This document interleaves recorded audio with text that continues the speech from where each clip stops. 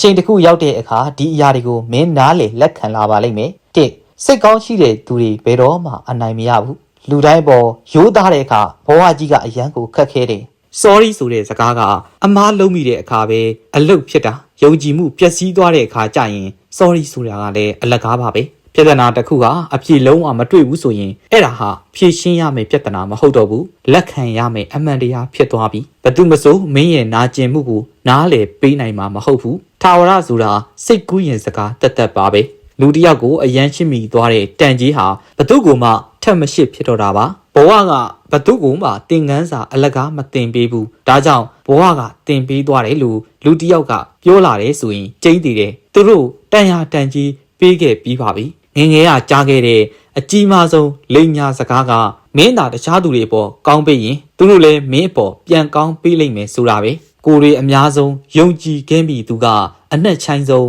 နာကျင်စေသူပါပဲ